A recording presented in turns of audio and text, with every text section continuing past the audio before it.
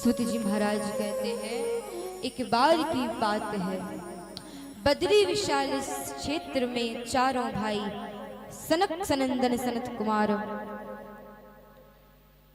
जल्दी सनक सनंदन सनत कुमार चारों भाई सत्संग के लिए आए थे।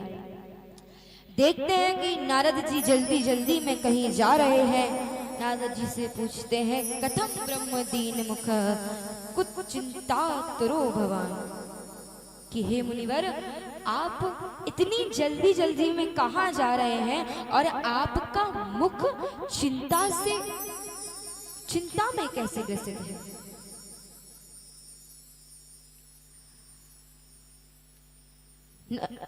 सनत कुमार कहते हैं, नारद जी, आप जैसे ऋषियों को चिंता नहीं चिंतन शोभा देता है। आप तो भगवान का भजन करते हैं, सदा हरि शरणम नारायण नारायण आपके मुख पर रहता है, आपके मुख पर चिंता। नारद जी कहते हैं, क्या करें भैया, इस पृथ्वी को सबसे उत्तम लोक जानकर भ्रमण करने आए थे। सोचा संतों के दर्शन करेंगे, पर लेकिन इतना पाप, इतने पापी इस पृथ्वी पर है, महाराज पूछो मत। सनत कुमार जी कहते हैं, नारद जी, शांति तो ऐसे नहीं मिलेगी। अरे संतों के यहाँ जाते, तीर्थों में जाते। नारद जी कहते हैं, हम कौन सा यहाँ दिल्ली बंबई घूम रहे थे, हम भी तो वहीं गए थे। सनत कुमार जी कहते हैं, अच्छा बताइए आप कहाँ कहाँ गए थे। नारद जी कहते हैं, अहम तु पृथ्वीं ज्ञात्वा, अहम तु पृथ्वीं ज्ञात्वा सर्वोत्ततामिति, पुष्करं च प्रयागं च काशीं गोदावरीं तथा, हरिक्षेत्रं कुरुक्षेत्रं श्रीरंगं सेतुबन्धनम्, एवमादिषु तीर्थेषु ब्रह्ममाणैतस्तथा।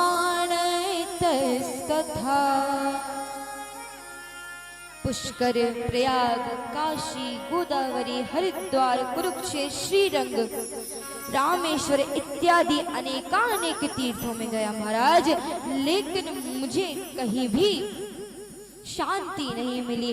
इस अधर्म के मित्र कलयुग ने सबको पाप में बाधित करके रखा है। सत्यम नास्ति तपः शौचम दया दान ना विद्यते, ना तो कोई सत्य बोलता है, ना कोई दान करता है, दया तो किसी के भीतर है ही नहीं। और महाराज, यदि कोई एकाध बार सत्य बोल भी दे तो हरिश्चंद्र के बाद अपना ही नंबर गिनाता है कि महाराज हम तो बड़े सत्यवादी हैं।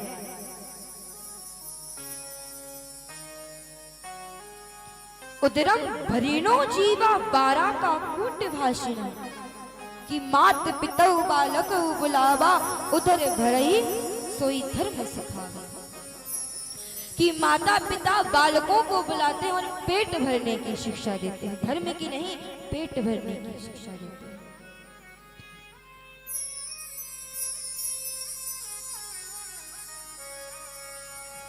बेटे भी माता पिता की तभी तक सेवा करते हैं जब तक उनका विवाह नहीं हो जाता। और महाराज, जैसे ही विवाह हुआ तो ससुरारी प्यारी लगी, तब तेरे पुरूप सुदन भय तब। अब तो महाराज ससुराल प्यारा हो गया और परिवार वाले दुश्मन, साले सलाहकार बन गए। और महाराज यकीन मानिए, जिस घर के में साला सलाहकार होता है उस घर में तो विनाश होता ही है। महाभारत इसका साक्षात प्रमाण है।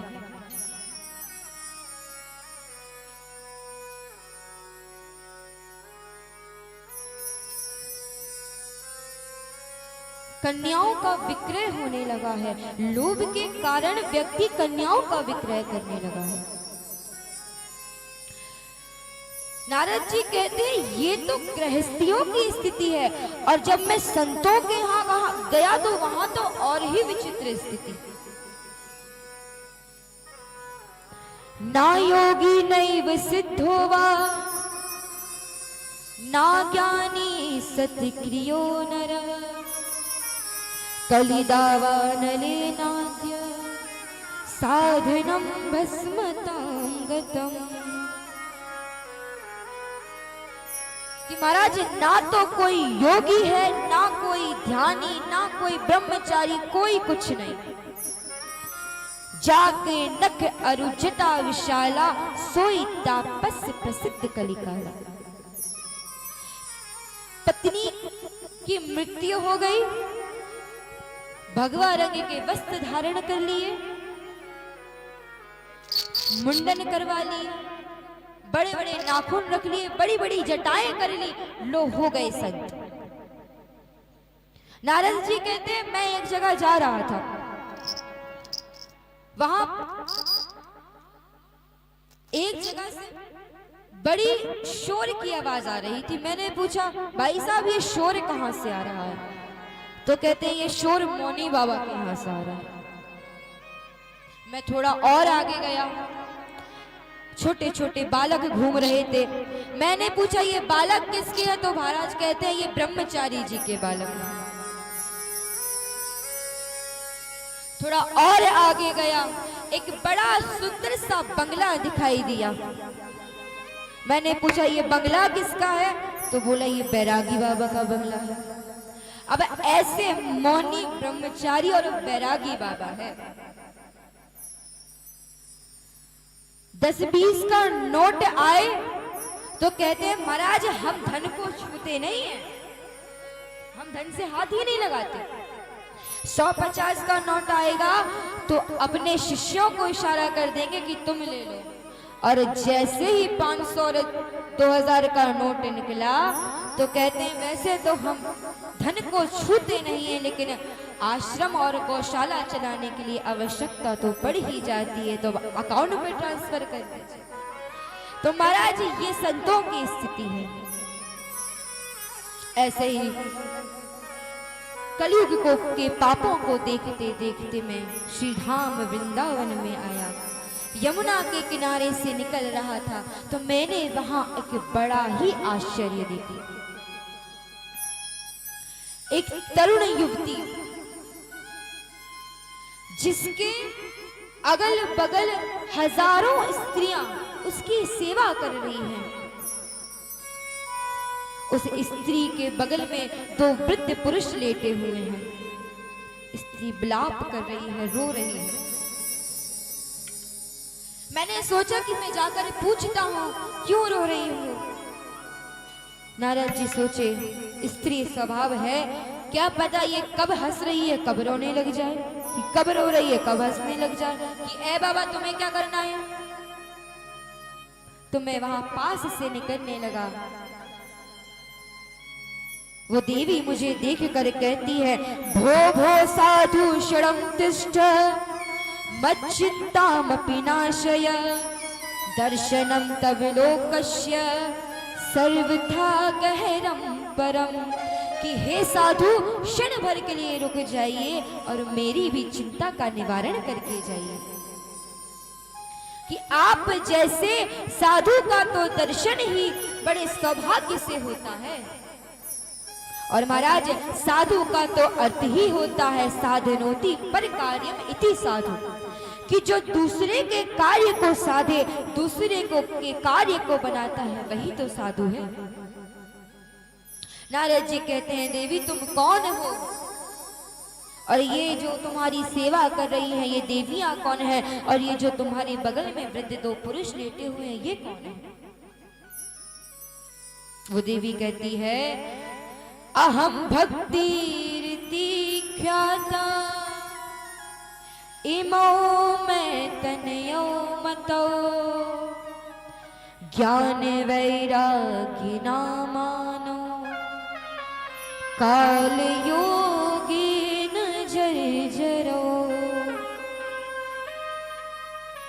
कि हे ऋषिवर, मेरा नाम भक्ति है, और ये जो मेरे बगल में आप दो पुरुष देख रहे हैं ना, ये मेरे पुत्र ज्ञान और वैराग्य हैं। और जो स्त्रियां मेरी सेवा कर रही हैं, ये गंगा, जमुना, सरस्वती इत्यादि नदियां हैं। इनके द्वारा सेवित होने पर भी मेरा दुख दूर नहीं हो रहा। मैं दक्षिण भारत में उत्पन्न हुई, कर्नाटक में पली बड़ी, उसके बाद मैं महाराष्ट्र को आ गई। महाराष्ट्र में मुझे कहीं सम्मान मिला तो कहीं अपमान मिला, तो मैं गुजरात को चली आई, और जैसे ही मैं गुजरात को आई, मुझे मेरे पुत्रों सहित बुढ़ापे ने घेर लिया।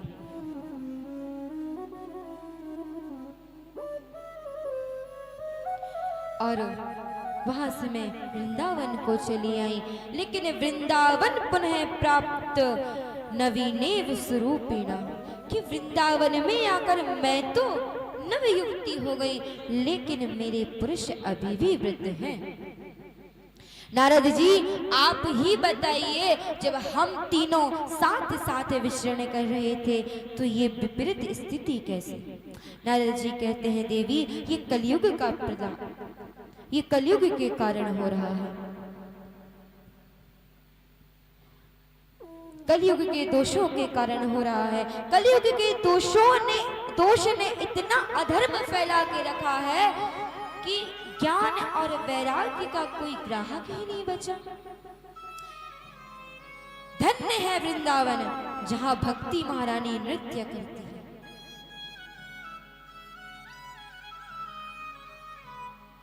देवी,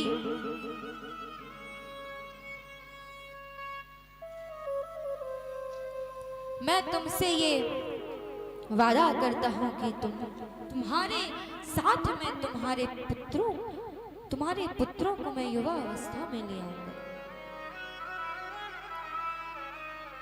ऐसा सुनकर भक्ति महारानी को बड़ी सांत्वना मिली, और वे नारद जी की स्तुति करने लगी कि हे नारद जी महाराज, आप धन्य हैं, ये मेरे बड़े भाग्य थे जो मुझे आपके दर्शन हुए। नारद जी कहते हैं, देवी, तुम व्यर्थ में ही खेद कर रही हो। अरे तुम्हारे बुलाने से तो प्रभु नीच से नीच व्यक्ति के घर भी चले जाते हैं। तुम एक बार प्रेम से प्रभु को बुलाओ तो सही। ब्रज के नंद लाला श्री राधा जू के सावरिया, सब दुख दूर हुए जब तेरा नाम लिया। ब्रज के नंद लाला श्री राधा जू के सावरिया, सब दुख दूर हुए जब तेरा नाम लिया। ब्रज के नंद लाला राधा जू के सावरिया, सब दुख दूर हुए जब तेरा नाम लिया। ब्रज के नंद लाला राधा जू के सावरिया, सब दुख दूर हुए जब तेरा नाम। प्रेम से दोनों हाथ उठा करके गिरधर गोपाल को वृंदावन से कोटा बुला लो। जरा हाथ उठा करके मीठी मीठी तालियों के साथ।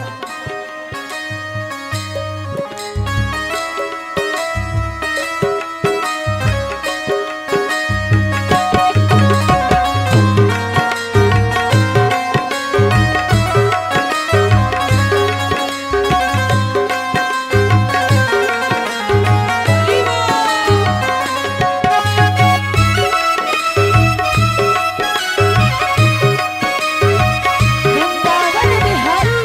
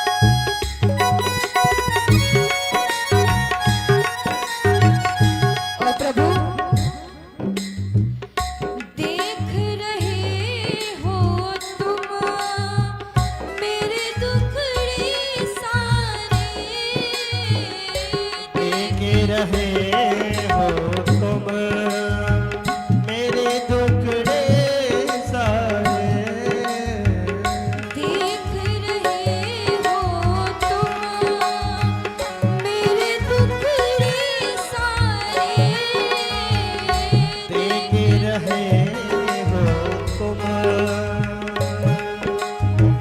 मेरे दुखड़े सारे।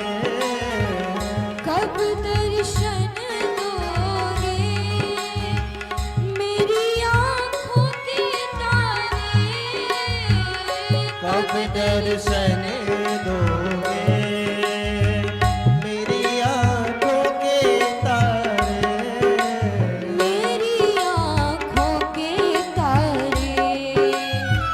अधर पे मुरली है, कांधे पे कांवरिया, सब दुख दूर हुए जब तेरा नाम लिया। ब्रज के नंदलाला, सांवरिया, सब दुख दूर हुए जब तेरा नाम ब्रज के नंदलाला,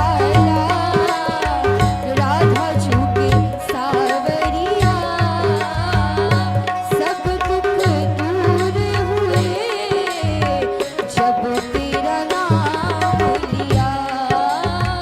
सब दुख दूर हुए जब तेरा नाम मेरा हाथ उठाकर प्रेम से बोलिए, गोविंद मेरो है, गोपाल मेरो है, गोविंद मेरो है, गोपाल मेरो है, गोविंद मेरो है, गोपाल मेरो है, गोविंद मेरो है, गोपाल मेरो है। ओ मेरो गिरधर गोपाल रमण लाल मेरो है, मेरो मेरे घर गोपाल नंदलाल मेरो है, ओ मेरो बांके बिहारी रमण लाल मेरो है, मेरो बांके बिहारी रमणलाल मेरो है। गोविंद मेरो है, गोपाल मेरो है, गोविंद मेरो है, गोपाल मेरो है, गोविंद मेरो है, गोपाल मेरो है, गोविंद मेरो है, गोपाल मेरो है, गोपाल मेरो है, गोपाल मेरो है, गोपाल मेरो है, गोपाल मेरो है, गोपाल मेरो है, गोपाल मेरो है। जय जय श्री राधे,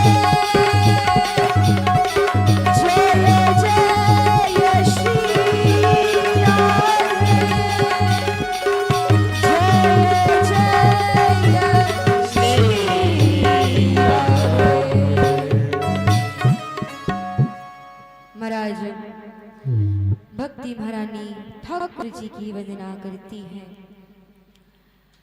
नारद जी ज्ञान वैराग्य के पास जाते हैं और उनके कानों में कहते हैं, ज्ञान उठो, वैराग्य जागो।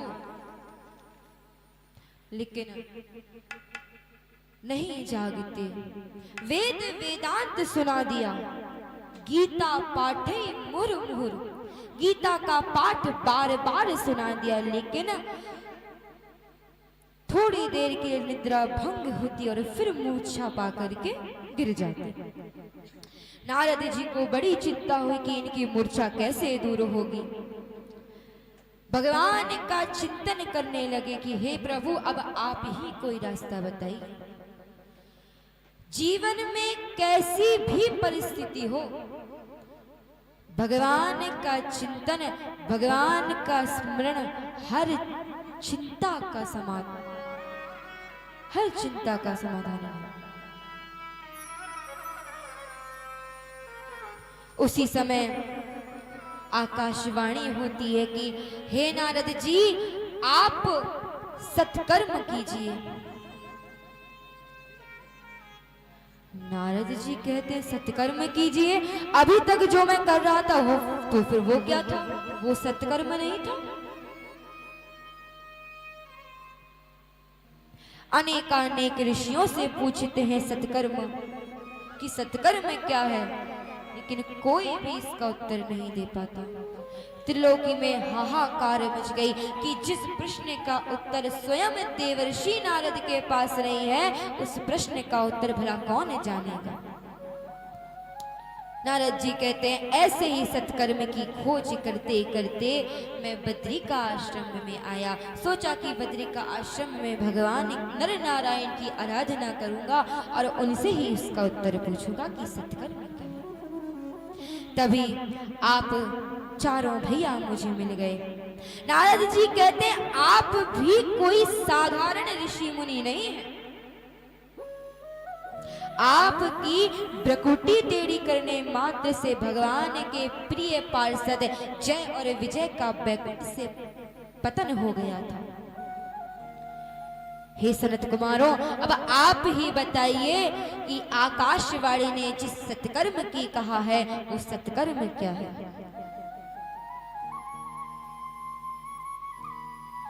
सनत कुमार कहते हैं नारद जी आप बड़े ही भोले हैं, आप जिस सत्कर्म की खोज कर रहे हैं ना, वो सत्कर्म कोई और नहीं, यही श्रीमद् भागवत महापुराण की कथा है।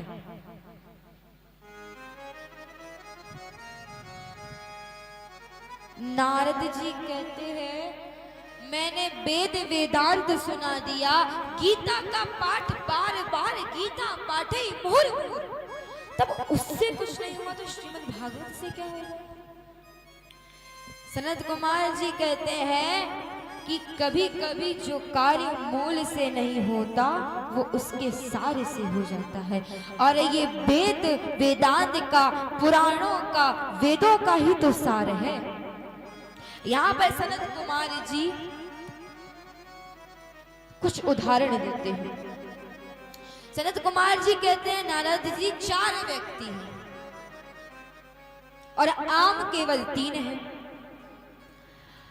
अब 3 आम 3 व्यक्ति को दे दिए जाएं और चौथे व्यक्ति से कहो कि ये इस आम के पेड़ से ही ये आम निकला है, तुम एक काम करो ये आम का पेड़ ही खा लो।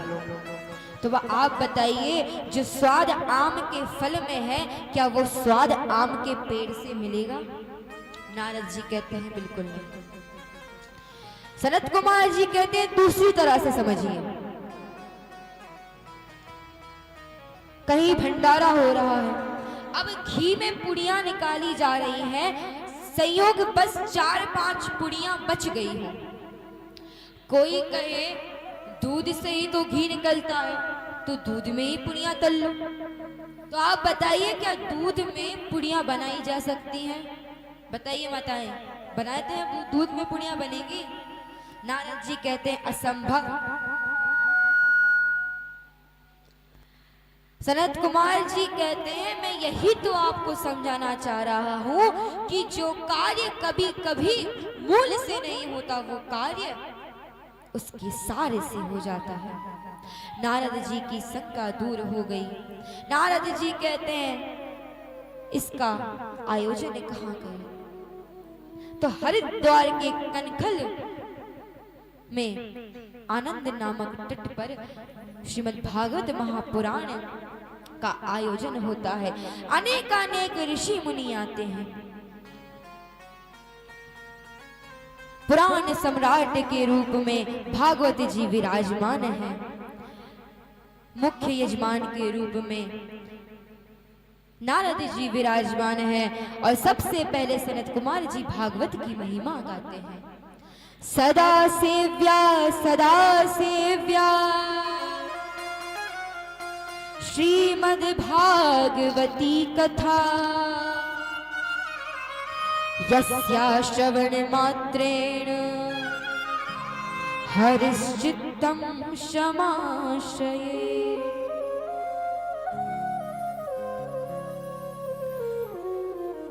कि जिस समय व्यक्ति अपने मन में श्रीमद् भागवत महापुराण की कथा सुनने का संकल्प लेता है कि हमें आज कथा श्रवण करने जाना है। उसी समय उसके हृदय में भगवान आकर के कैद हो जाते हैं। हरिश्चित्तम क्षमाशील।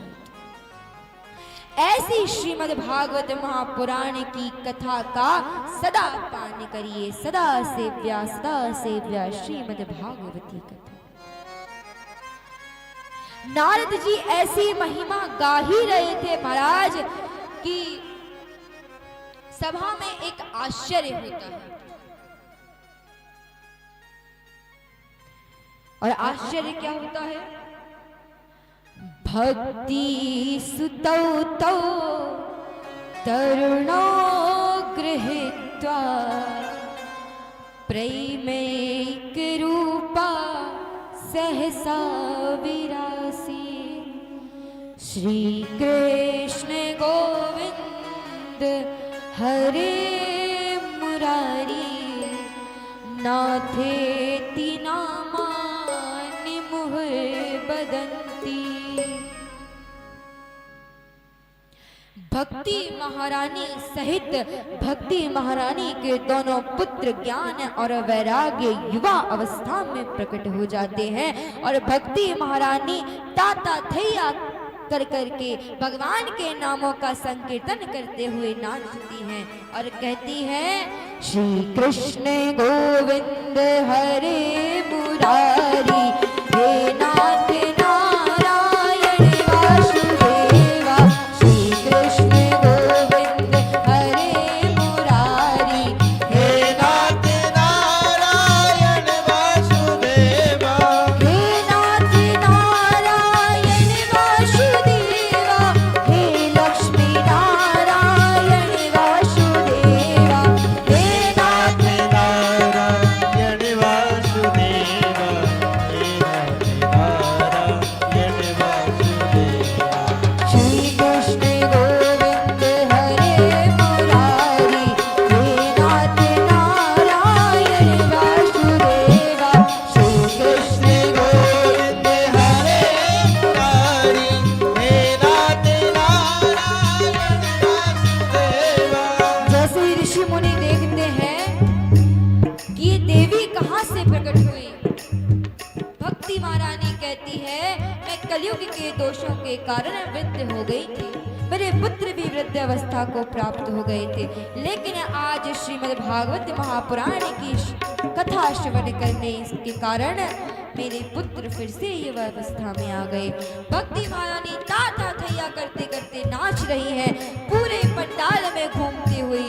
ओ श्री कृष्ण गोविंद हरे मुरारी हे नाथ नारायण वासुदेवा। श्री कृष्ण गोविंद हरे मुरारी हे नाथ नारायण वासुदेवा। श्री कृष्ण गोविंद हरे मुरारी हे नाथ नारायण वासुदेवा। श्री कृष्ण गोविंद हरे मुरारी हे नाथ नारायण वासुदेवा। हे नाथ नारायण वासुदेवा। हे नाथ नारायण वासुदेवा। हे नाथ नारायण वासुदेवा। हे नाथ नारायण